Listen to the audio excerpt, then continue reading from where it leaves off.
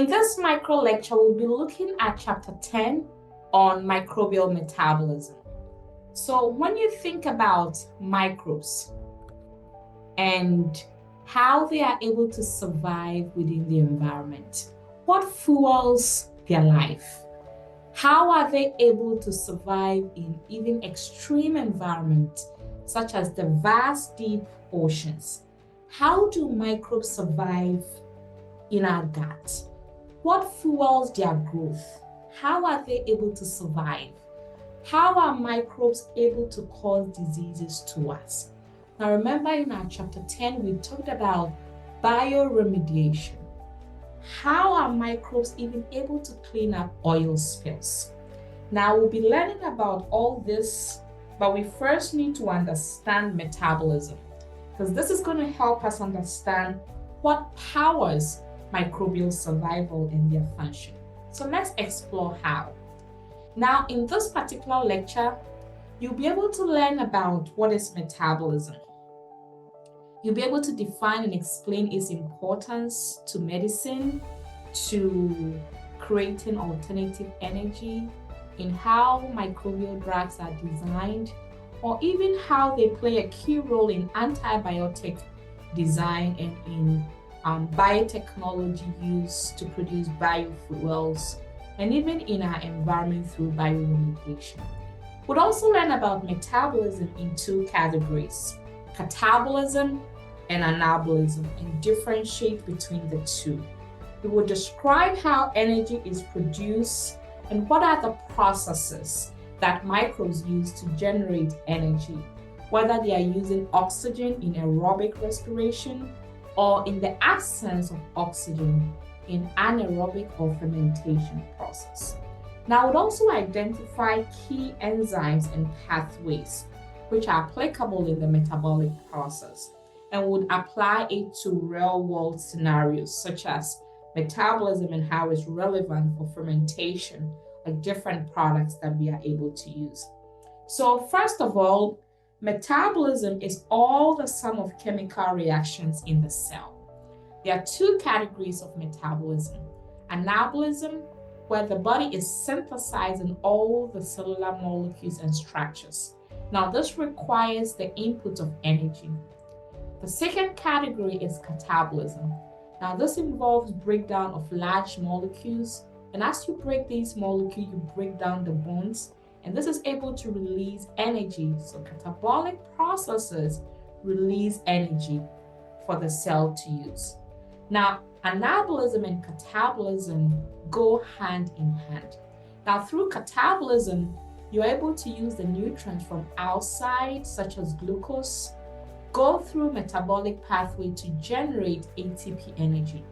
Now, this energy can be used by the cell using building blocks such as amino acids, sugars, and nucleotides to synthesize the macromolecules that the cell needs for its growth and function.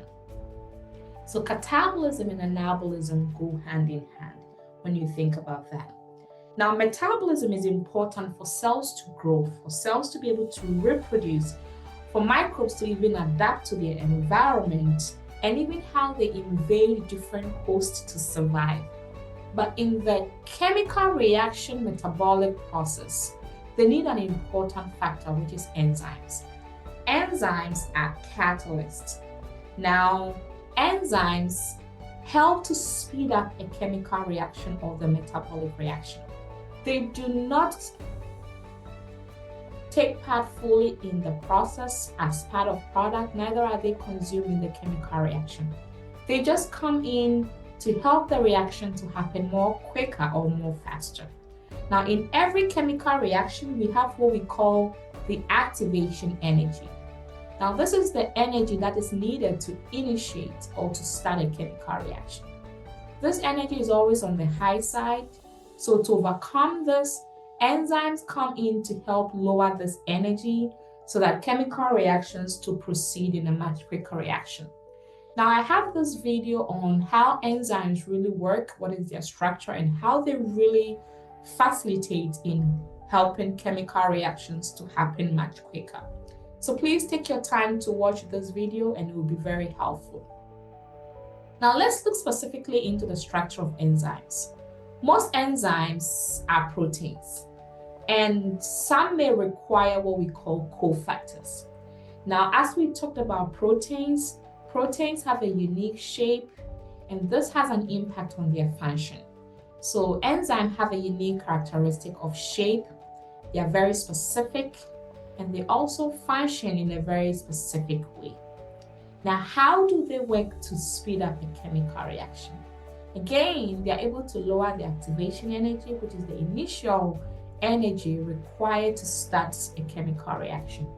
Now, a chemical reaction may start anyway, but it may take a longer time, and the reaction may need to cause the body to increase its temperature for the activation energy to be lowered. Now, an enzyme comes in and helps to overcome this required activation energy so that the chemical reaction would proceed much faster. Now, every enzyme would have a substrate. Substrates are reactant molecules upon which an enzyme acts.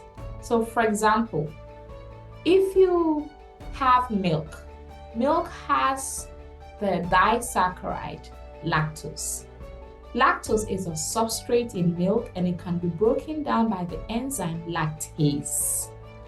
Now, every enzyme has an active site, and this is an area on an enzyme which it allows the substrate to bind.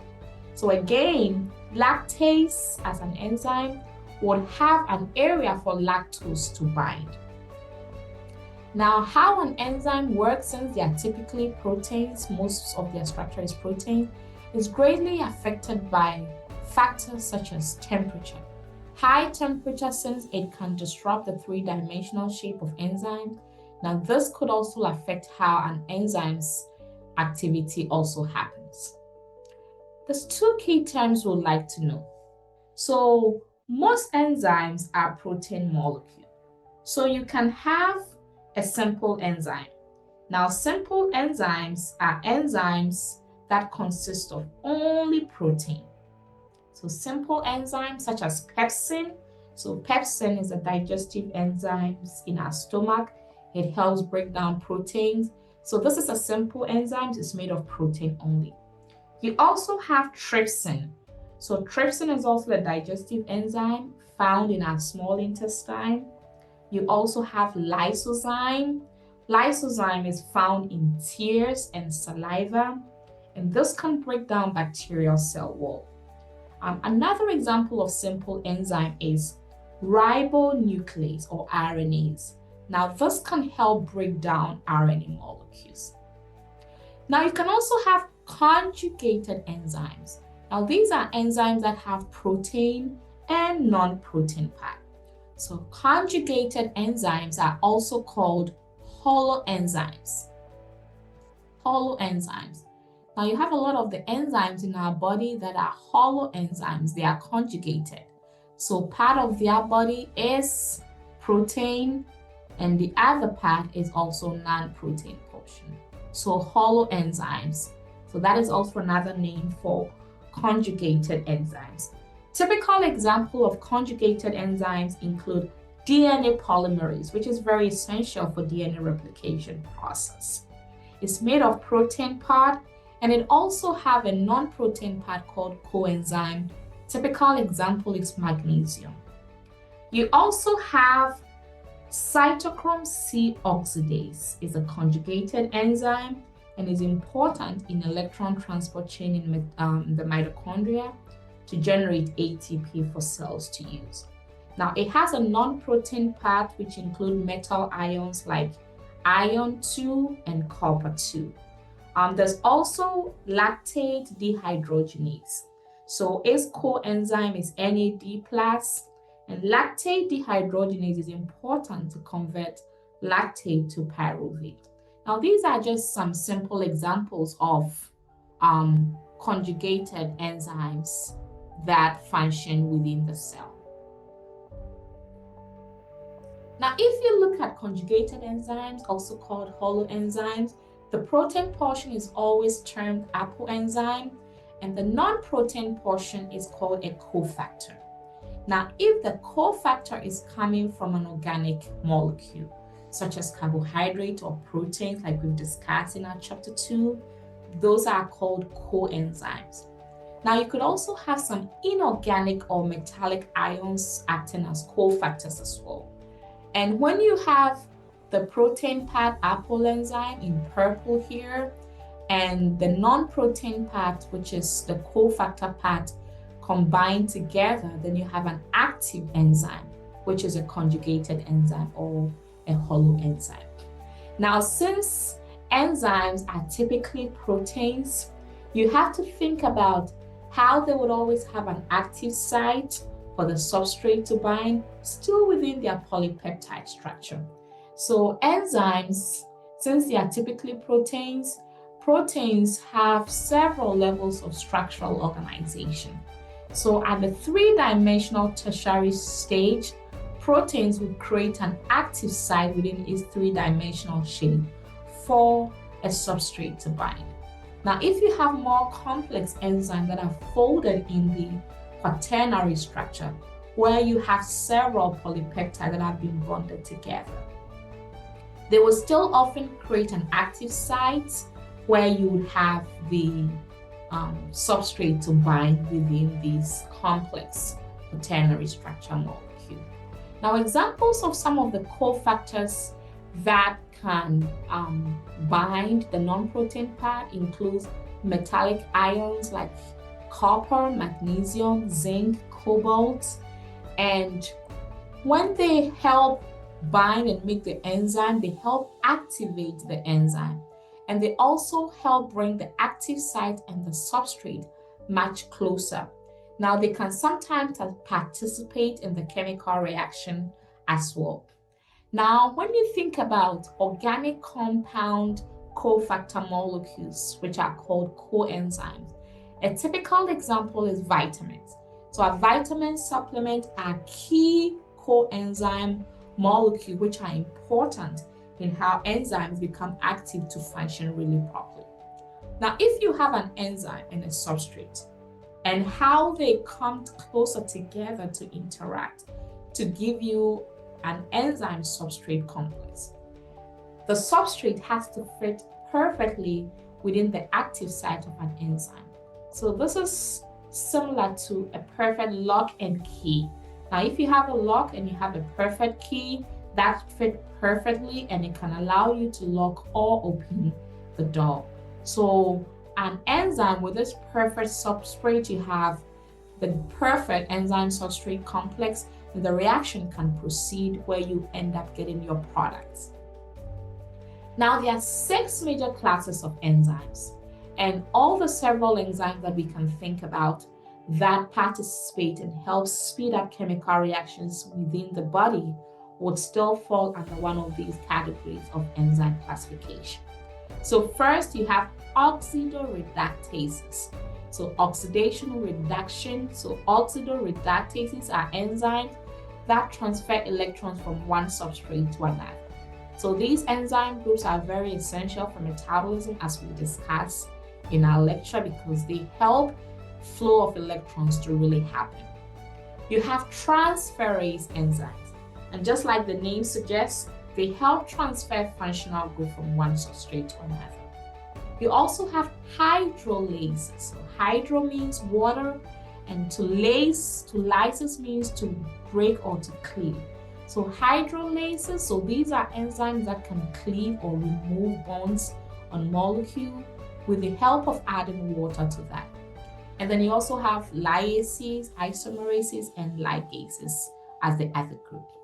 Now, this table shows very practical examples of some enzymes and how they fall under one of these classifications that we've talked about. So a typical example is lactase.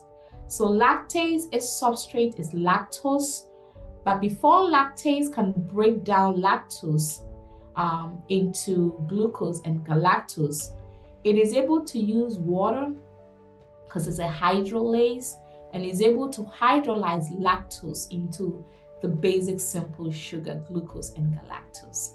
And you also have penicillase, it's also a hydrolase, DNA polymerase, which is essential for DNA replication, is also a transferase. So you have several groups of enzymes and how they fall under the 6 classification that we've talked about. Now, when you think about enzymes, they are very essential. And for metabolism, electrons need to flow. So electron flow is really essential for the metabolic pathway. Now, for electrons to flow from one molecule to another, you need the help of oxidoreductase enzymes, which are mainly involved in oxidation. Now, remember our general biology. Oxidation involves loss of electrons. So during oxidation, you have one molecule which is going to lose electron and become oxidized. Reduction involves gain of electrons. So with reduction, you have a compound which is gaining electron. Now, it becomes reduced because it's going to become reduced in its charge, because it's going to become more negative. It's taking on extra negative electrons. Now, when you look at oxidoreductases, which help in extracting electrons or the flow of electrons in metabolism, there are 2 key coenzyme oxidoreductases: nicotinamide adenine dinucleotide, that's NAD, flavin adenine dinucleotide, this is FAD. These are 2 important coenzymes, and we find these 2 typically in vitamin supplements. Now, first of all, let's see how these enzymes are produced and are located to function in metabolic process. You have exoenzymes and you have endoenzymes.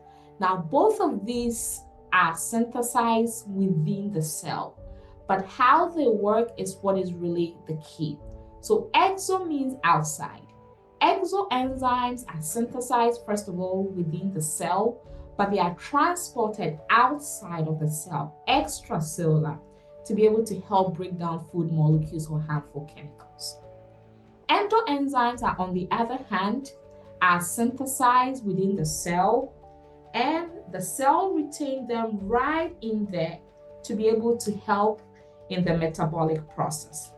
Now, when you think about the metabolic pathway, most enzymes are endoenzymes, where they are retained within the cell to be able to function really well.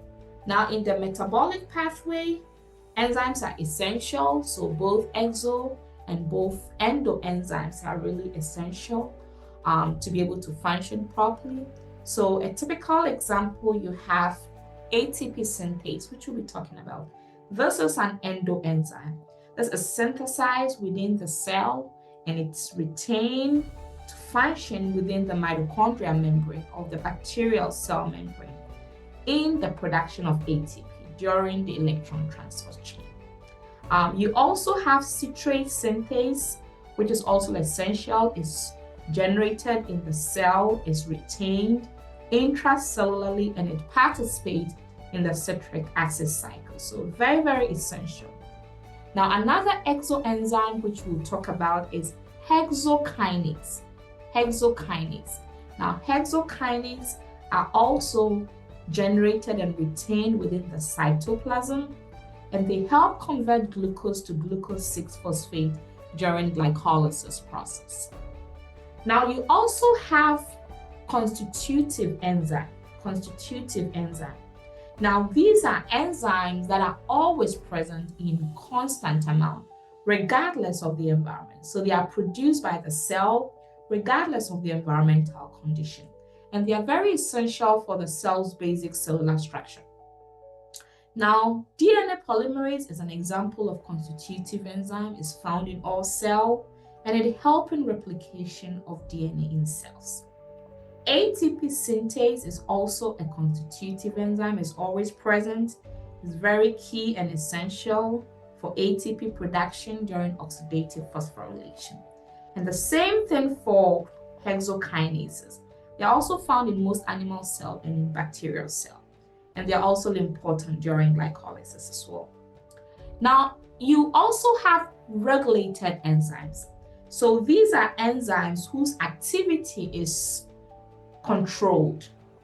Now, they're controlled in the sense that their production is turned on, which is induced, or turned off in response to changes in concentration of a substrate, or in response to changes within the cellular environment or the metabolic needs.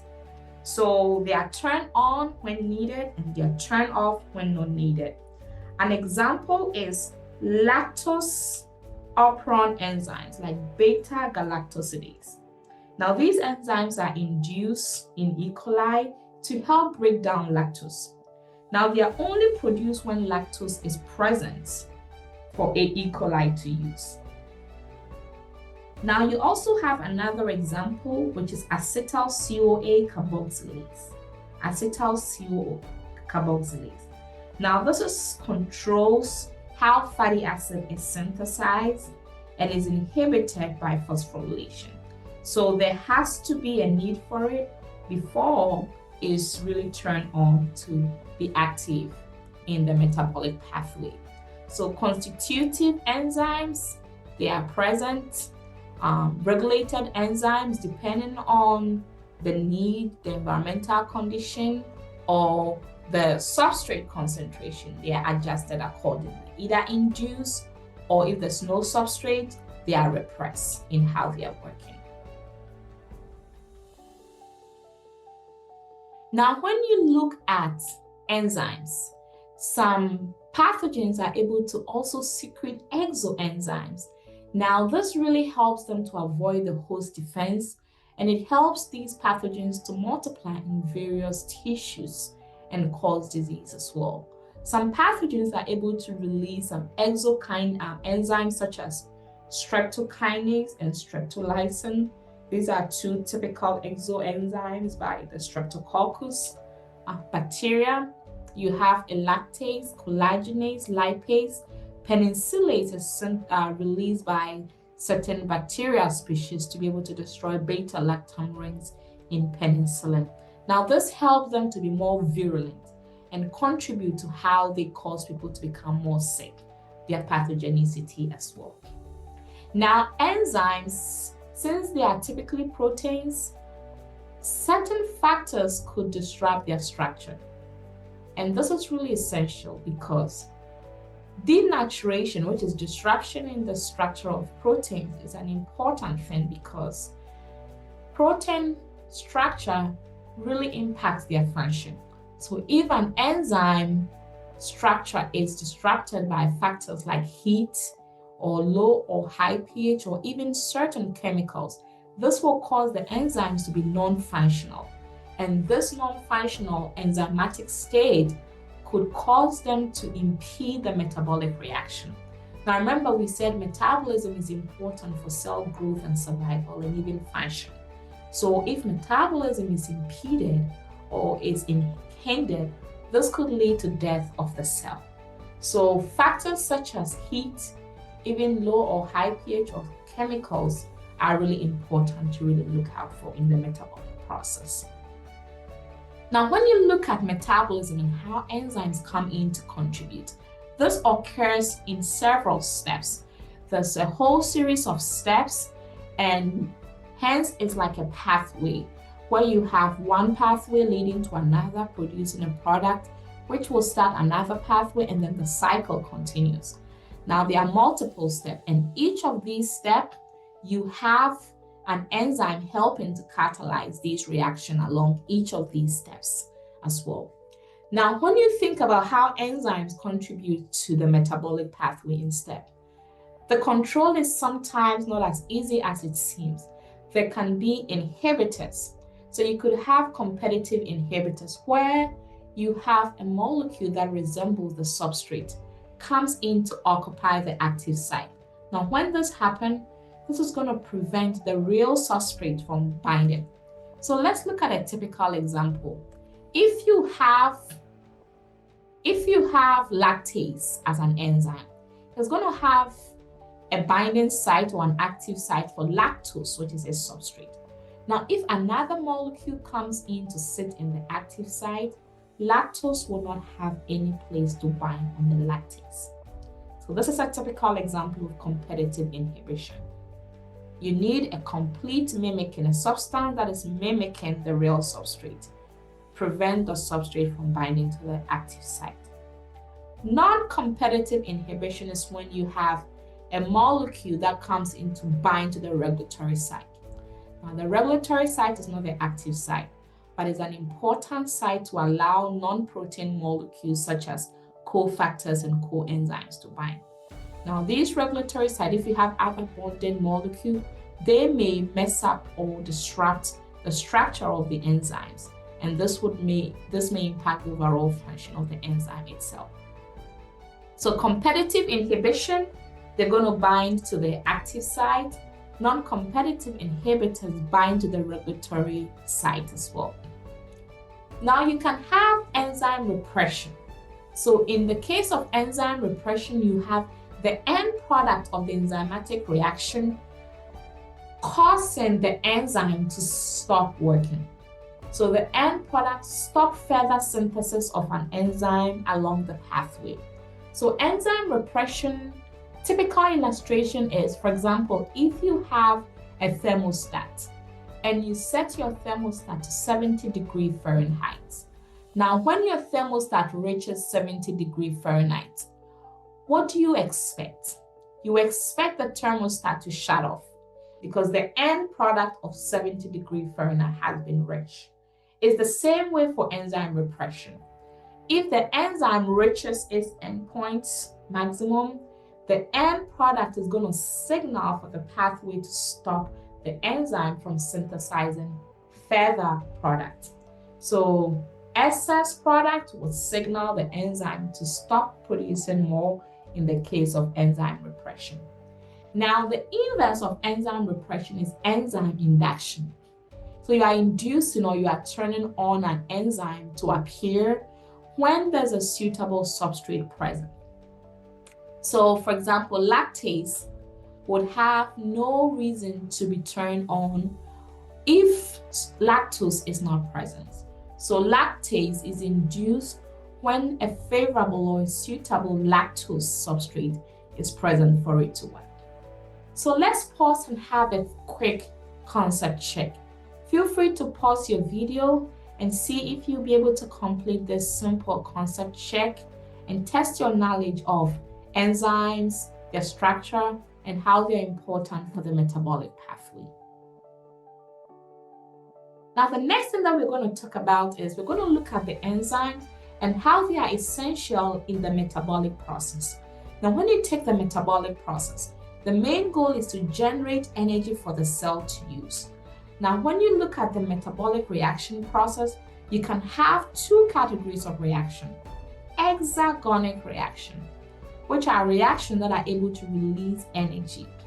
Now, this is more similar to catabolic reaction because as we consume external nutrients and break down these bonds in these molecules, we are able to release energy. And this energy will be suitable to do the cellular work, to be able to build, to be able to transfer and do the cellular molecule synthesis that it needs to be able to grow and reproduce. Now, endergonic reactions are reactions that requires energy to be able to move forward. So typical for anabolic reaction, so you have endergonic reaction, which is going to help put in energy to be able to synthesize the molecules, the structures that the cell needs to function. Both exergonic and endergonic reaction are often coupled reaction, which means exergonic is going to release the energy and that energy would be input into endergonic reaction for it to go on and vice versa. So in terms of how we're going to talk about how some of the basic simple food source like glucose is used to generate energy, we'll look at how we are able to harvest and release energy from simple nutritional source like glucose that microbes are able to obtain from their environment, break it down, and through the process of oxidation and reduction, allows the electrons in the glucose to be released to generate energy in the form of ATP. Now, in the process of this metabolic pathway, we'll also talk about how oxygen is essential because it helps to generate more ATP energy for microbes to use compared to if oxygen is not present. So we'll look at this also in detail as well. So oxidation and reduction, that's redox reaction, is very key in terms of how energy molecules are released for the cells to use. And you also need the help of oxidative reductases, which we talked about, NAD plus and FAD, to really help in the flow of electrons from the glucose molecule to help generate ATP energy for us to use as well. So oxidation, reduction, really essential. Now, when we start talking about how electrons also flow, we'll be able to see that hydrogen is also essential even as we move oxygen and transfer them from the glucose molecule to help generate ATP. So in the process of removing oxygen through redox reaction, we are also removing hydrogen through the process of dehydrogenation. And this is essential in how we are able to generate a lot of ATP energy. Now we'll be talking about the metabolic process. But please take note of these 3 electron carrier molecules, which are coenzymes. They're typically found in vitamin supplements, which are going to be very key in our metabolic process. And they are electron carriers, so they are able to help in the flow of electrons, and they are able to harvest the electron energy. Now, NAD is going to help us in removing electrons, but they are also able to carry hydrogen as well in the reaction process. Now, in the process of NAD's contribution, it's going to be reduced and it's going to be presented as NADH. FAD would also help as an electron carrier, and in the process, it would also be reduced and it will be presented as FADH. And then NADP is also essential in the process as well. So now that we know what enzymes and their roles are, and what metabolism entails, and what are the different sources that microbes could get energy, let's now pay attention to the first category of metabolism, which is catabolism. Now, with catabolism, we are able to break down molecules to release energy. Now, typically for microbes, they're exposed to different sources of energy sources and nutritional sources, and they can take these nutrients through catabolic pathway, where they can extract electrons through a series of redox reactions to a final electron acceptor, which will help remove all the ATP energy so that there will be a lot of ATP generated for the cell to function properly. Now, in the catabolic metabolism pathway, you could have aerobic, air, oxygen, aerobic metabolism. Now, this involves oxygen as the final electron acceptor. So we breathe in oxygen, we breathe out carbon dioxide. Oxygen is really essential. So the oxygen we are breathing in is essential for metabolism. And that is also the same typical truth for microbes, because oxygen as a final electron acceptor we'll get to see in the pathway, it helps generate lots of ATP energy for the cell to use. Now, in the absence of oxygen, that is anaerobic metabolism. Now, here in the absence of oxygen, you would need either inorganic or organic compounds to serve as the final electron acceptor to generate ATP energy for us to use.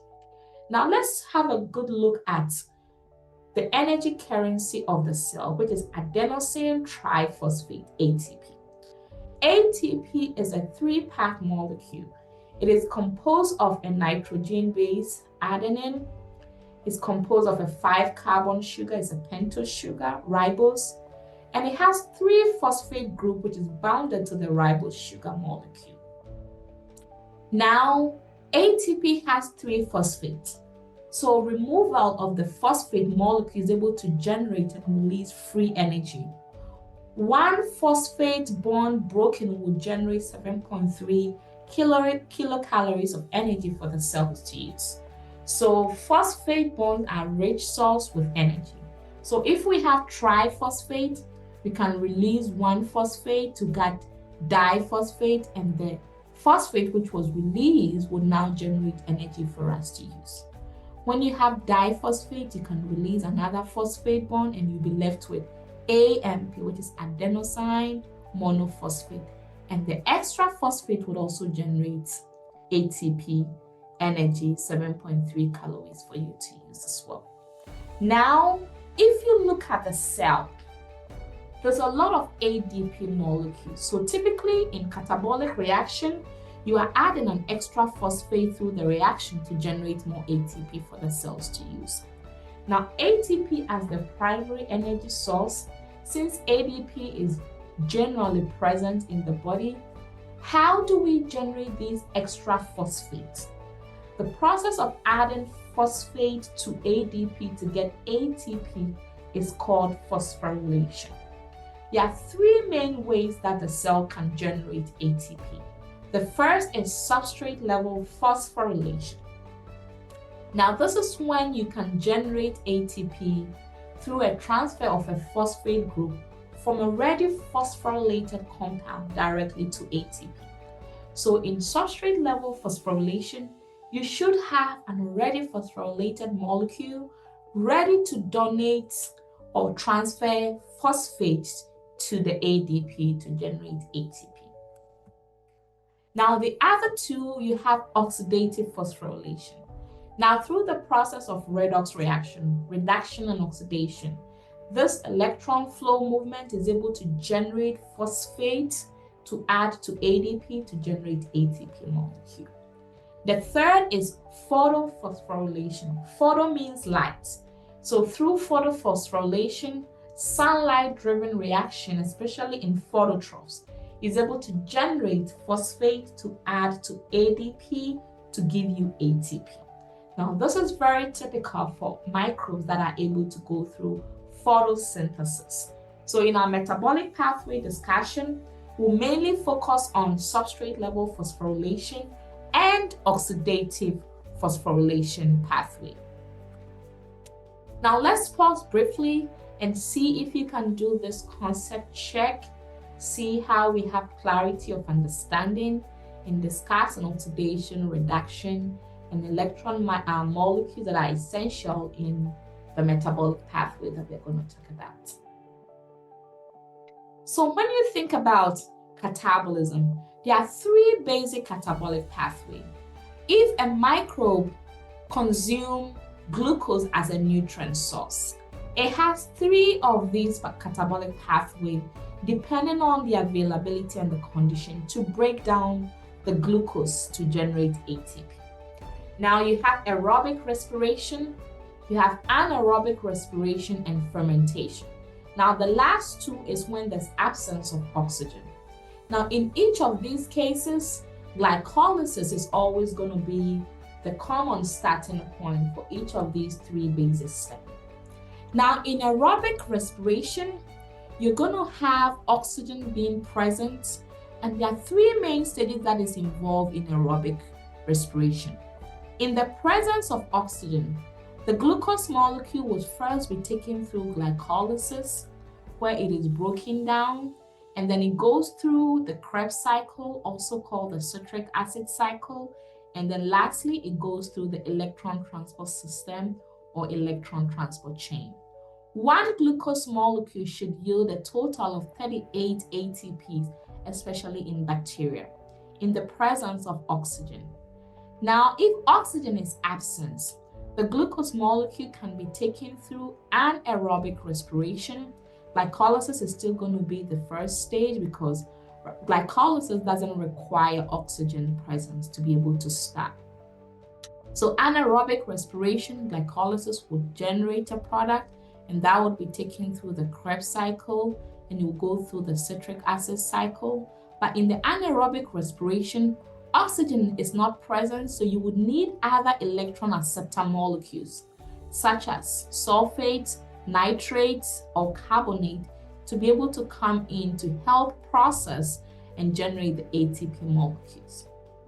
Also, in the absence of oxygen, fermentation can also happen. Now, fermentation is essential, and it also starts with glycolysis, and glycolysis product would be further used to generate other end products like alcohol and acid, depending on the microbe that is involved in the fermentation process. Now, when you look at these three catabolic options, in the absence of oxygen, less amount of ATP is generated. So you see there's only going to be 2 ATPs, which is going to be insufficient for the cell's cellular work, especially during fermentation.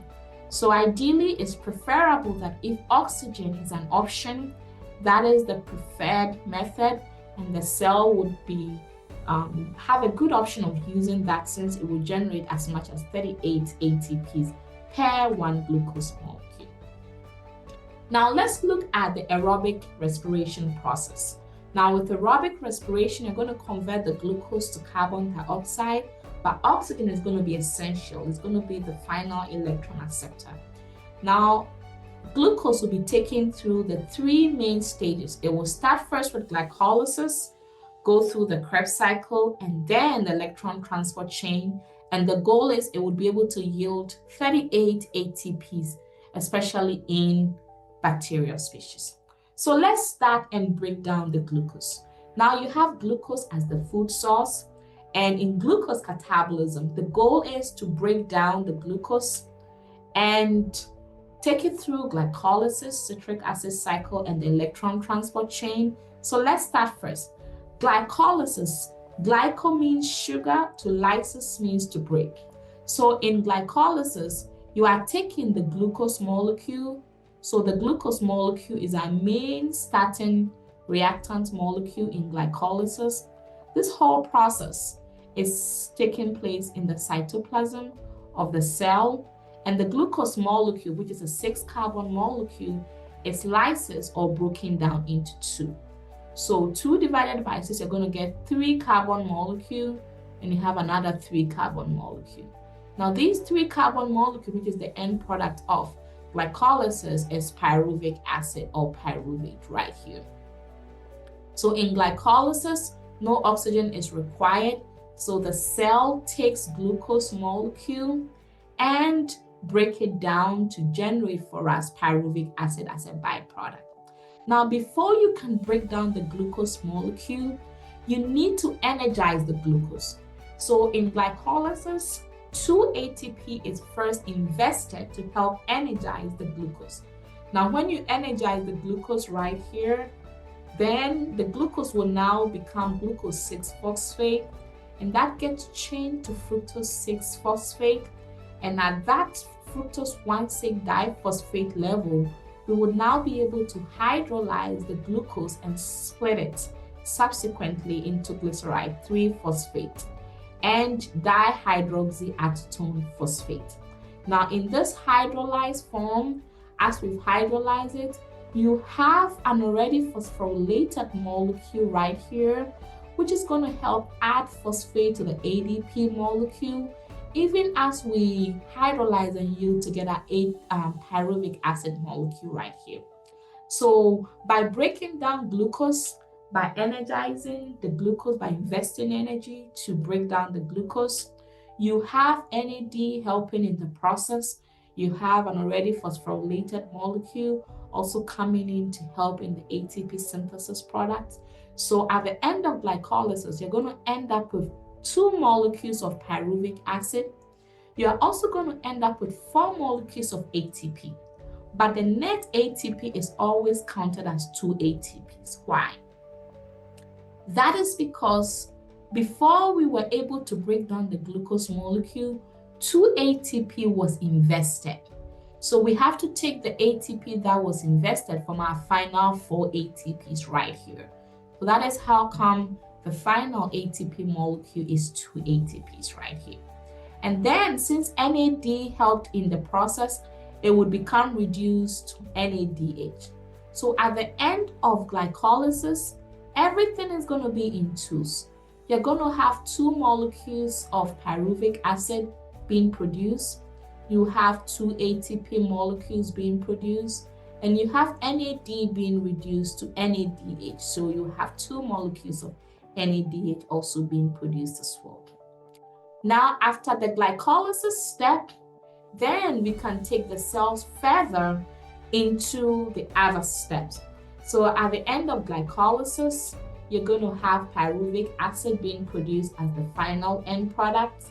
Now, if oxygen is present, the pyruvic acid will be taken down through the second step, which is the Krebs cycle. So the Krebs cycle is also called the citric acid cycle. It is called citric acid cycle because citrate is a 6-carbon molecule, and that really starts the reaction inside of the mitochondria. So before pyruvic acid is taken through the Krebs cycle, it needs to go through pyruvic acid dehydrogenase, where pyruvic acid is used and converted to acetyl-CoA, which is a more acceptable form within the citric acid cycle. So pyruvic acid, which is a 3-carbon molecule, would be changed to acetyl-CoA, which is a 2-carbon molecule. So 3-carbon molecule, 1 carbon would be used through the process of decarboxylation to help generate the 2-carbon acetyl-CoA. Now, this acetyl-CoA molecule is in a more presentable form and acceptable form to go through the next stage, which is the citric acid cycle.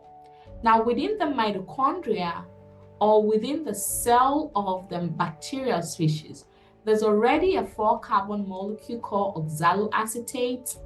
And this oxaloacetate right here is already in the cell. And immediately acetyl-CoA enters the cell, it reacts with oxaloacetate to help to create citric acid. And this citric acid will now further be broken down and converted to different subproducts within the cycle.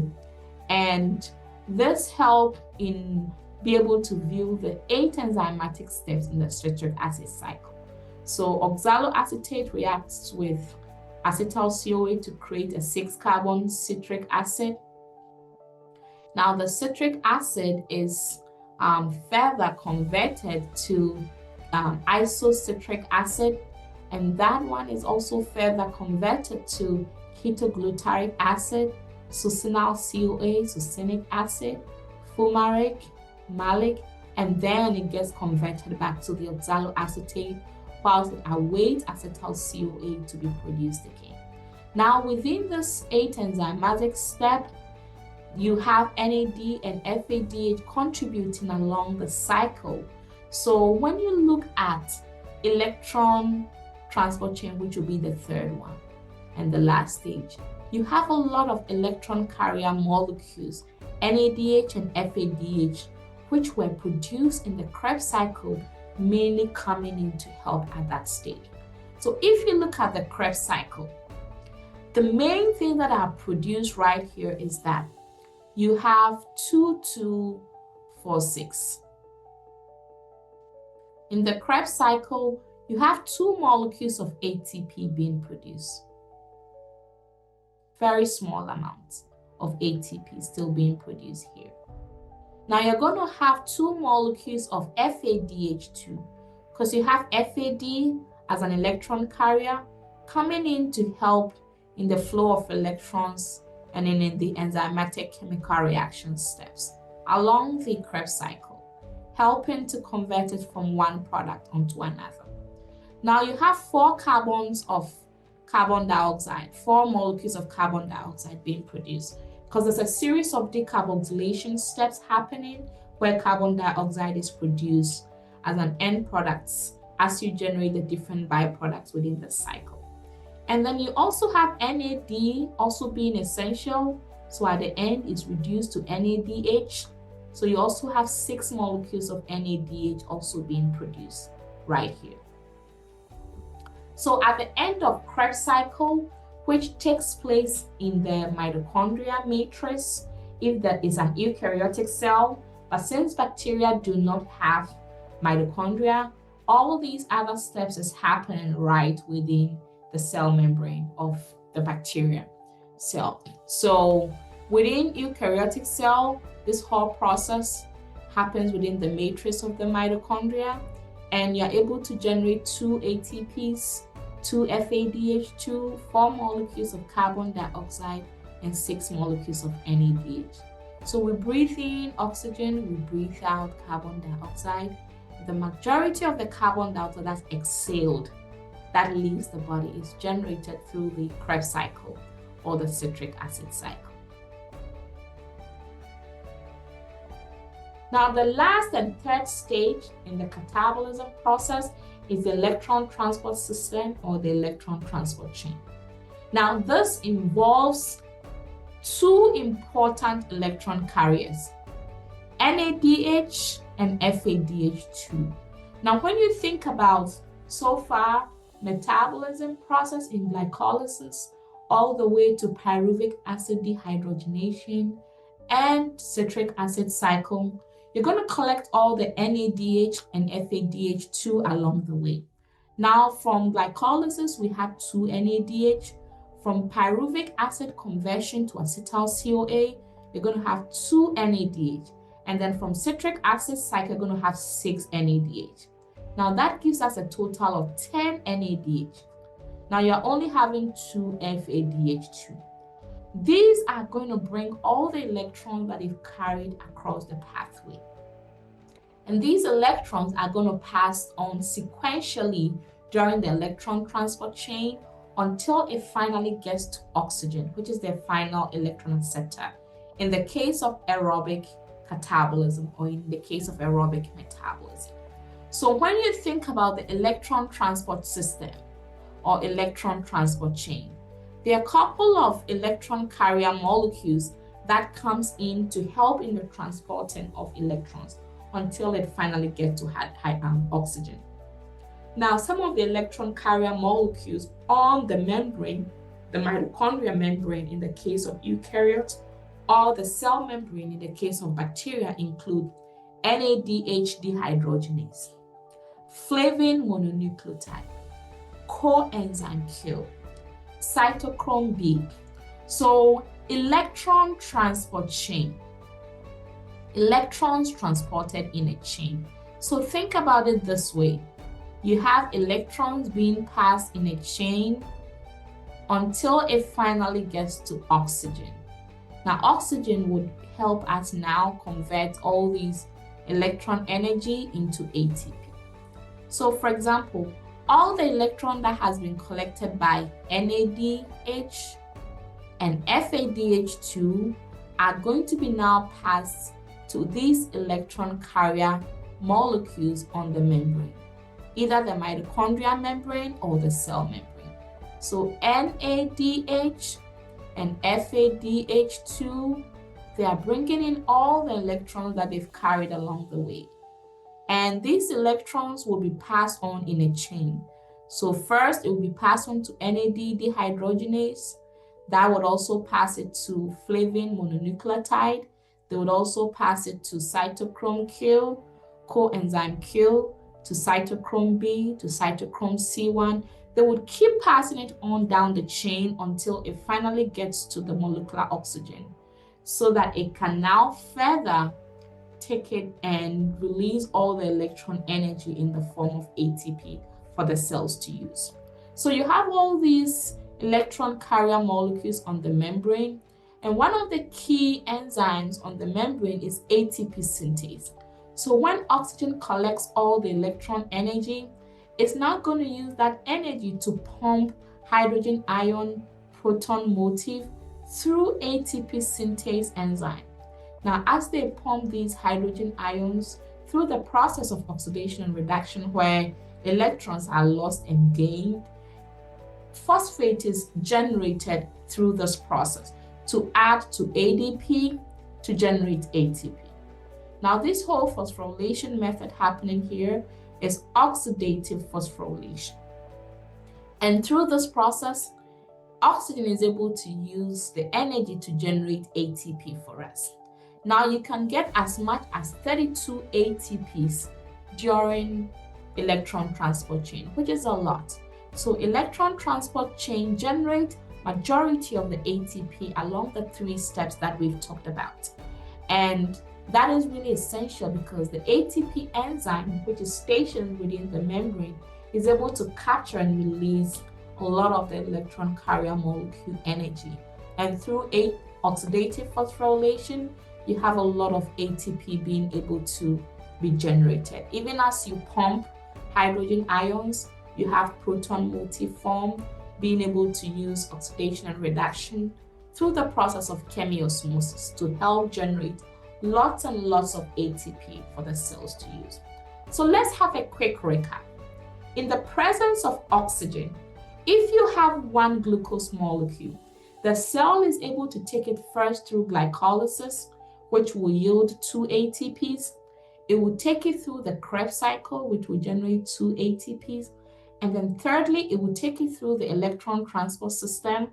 Now, in the presence of oxygen, you can generate 34 ATP molecules to use. Now, if you look at the previous one that I talked about in the electron transport chain with the 32 ATPs, that is very typical for eukaryotic cell, but bacterial cells are able to generate 34 ATPs. So 32 ATPs for eukaryotes.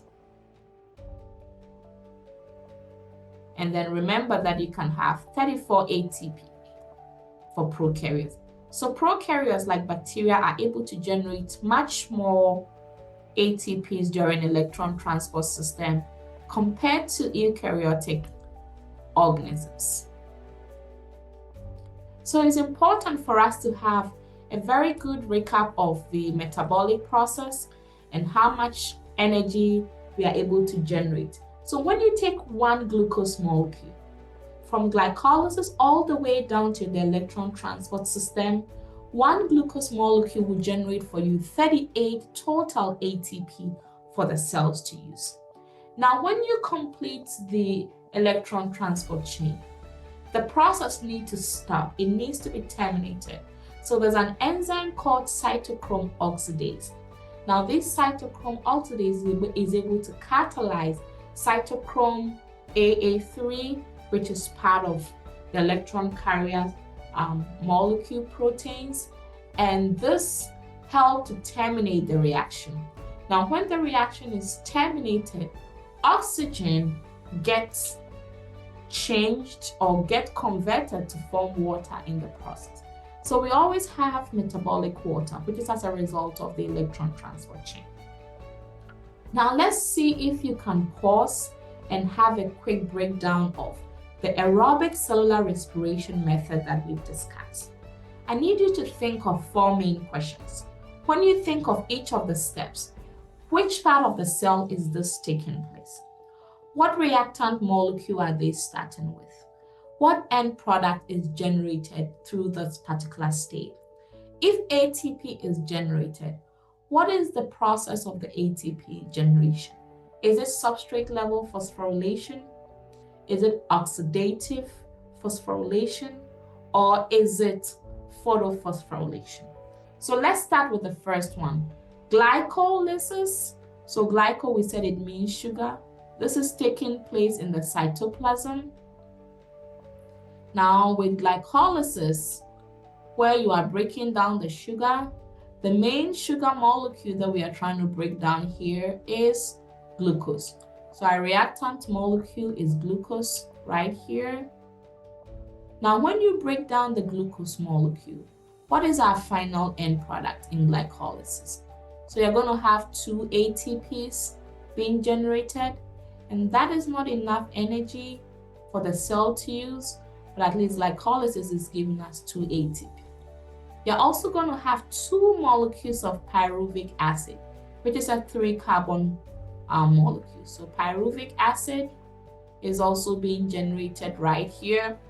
And then you're also going to have 2 NADH also being produced right here, because you have the enzyme NAD, and it's going to be reduced because it's going to help us in the flow of electron harvesting process. So in glycolysis, everything is in 2s. So you have 2 ATPs, 2 NADH, and 2 pyruvic acid being produced. Now, since ATP is produced here, the main method that ATP was produced is substrate level. So it's substrate level phosphorylation, because you have an already phosphorylated molecule, which is helping to generate phosphate by adding phosphate to ADP. So substrate level That is the main means by which ATP was also generated. Now, in the pyruvic acid dehydrogenation, this is happening in the mitochondria. Your reactant molecule is going to be the pyruvic acid. So you have it happening in the mitochondria. And then you're going to start with pyruvic acid. So that's going to be your main reactant molecule. So you have the pyruvic acid is what you are starting with. And with your pyruvic acid, then now you get to convert it to acetyl-CoA. So you have your acetyl-CoA would be one of your main end products in the pyruvic acid dehydrogenation process right here. There's no ATP produced, so you're not going to have any ATP type produced. So in the citric acid cycle, you have this happening in the matrix of the mitochondria. It's happening in the matrix of the mitochondria. And then you are starting with acetyl-CoA. So acetyl-CoA is what you are starting with right here. And then remember we said everything you have 2, 2, 4, 6 as the final product. So you have 2 ATPs being produced in the citric acid cycle or the Krebs cycle. So you have 2 ATPs, you have 2 FADH2 being produced right here. And you can always go back to the lecture slides previously that we discussed to complete the table. Now, you also have 6 molecules of NADH and also carbon dioxide. Now, since ATP is produced, the main means by which ATP is produced here is substrate-level phosphorylation. So substrate-level phosphorylation is the main means here. Now, electron transport chain, this is taking place in the inner mitochondria membrane or the cristae. Now, since bacteria do not have mitochondria, for bacterial species, the electron transport chain is taking place in the membrane, in the cell membrane. So that is an important distinction to take note. So the cell membrane is really key, especially for bacteria species because they do not have a mitochondria. All these processes are taking place inside of their cell membrane or their plasma membrane. Now, during electron transport chain, you have NADH, and FADH2. They are going to be the reactant molecules to bring all the electrons that they've collected. And their main end product is just going to be one. So NADH and FADH2, they are going to bring all the electrons that they've carried, and they're going to go through the chain, and they're going to generate an end product, which is 34 ATPs. Now, electron transport chain or electron transport system, this huge amount of ATPs is generated through oxidative phosphorylation. Oxidative phosphorylation. So please take your time and you can complete this table. And this will be a very good summary as to how the metabolic process happens when you have oxygen or when you don't have oxygen being present. And how microbes are able to generate a lot of ATP energies to use. Now again, for microbes like E. coli, in the absence of oxygen, they are able to use other alternate acceptors like nitrate and nitrite to still be able to generate ATP for their use. Now, through the process of fermentation, you can also have an incomplete oxidation of glucose. And this is going to yield some ATPs, but not a lot. It's going to yield just 2 ATP amount. So for example, if you have glucose and this is happening in yeast and there's no oxygen available, The glucose will first go through glycolysis, and that will be broken down to pyruvic acid. But the pyruvic acid would be taken by the yeast, and it will go through further synthesis to be changed to acetaldehyde, and acetaldehyde will now be converted to alcohol. Now, if you have a bacteria which is involved in the fermentation process, the pyruvic acid will be changed to an alcohol, where, for example, if it's a homolactic bacteria, you would have pyruvic acid being changed to lactic acid right here. So in homolactic fermentation by some bacteria, lactic acid would be the main products being produced, and you have the pyruvate or the pyruvic acid being reduced to lactic acid mainly. Now, hetero means you have several things. So in heterolactic fermentation, the glucose will be broken down, but you have a mixture of lactic acid, acetic acid, and even carbon dioxide being produced. Now, we've talked mainly about glucose catabolism, but the nutrient source of microbes could involve lipids. To break down lipids, the very first step is you need the enzyme lipase to help break down the fatty acids that have been joined to the glycerol, to kind of separate them.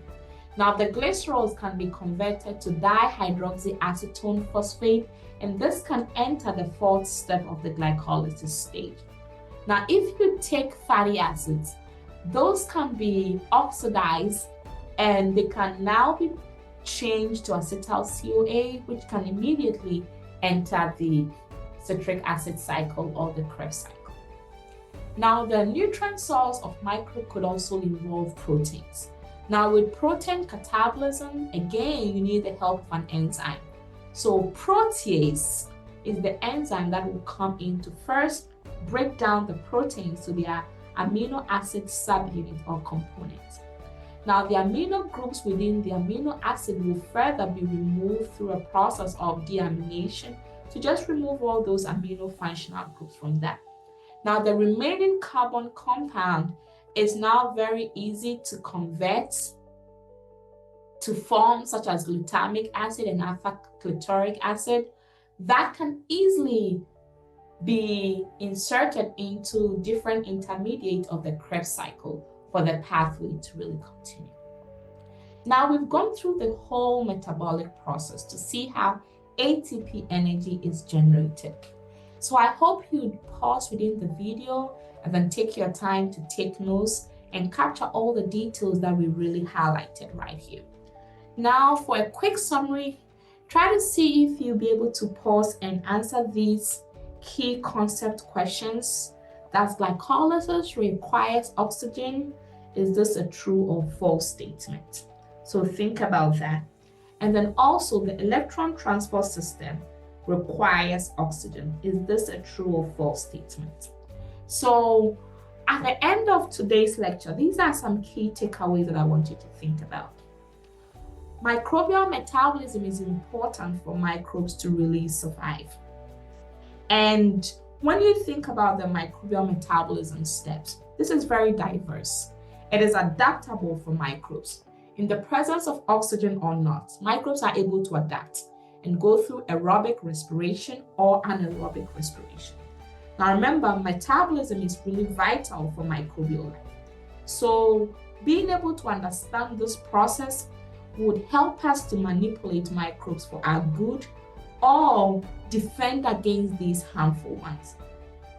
Now, when you think about how microbial antibiotics or different antimicrobial drugs are produced, we can use the knowledge from microbial metabolism and target specific sections of the pathway to help us generate new antibiotics or antimicrobial drugs. Now, we could also target microbial metabolism, especially for biotechnology, as we can generate biofuels by using ethanol fermenting bacteria to generate these alternative fuels for our use. So metabolism is really important.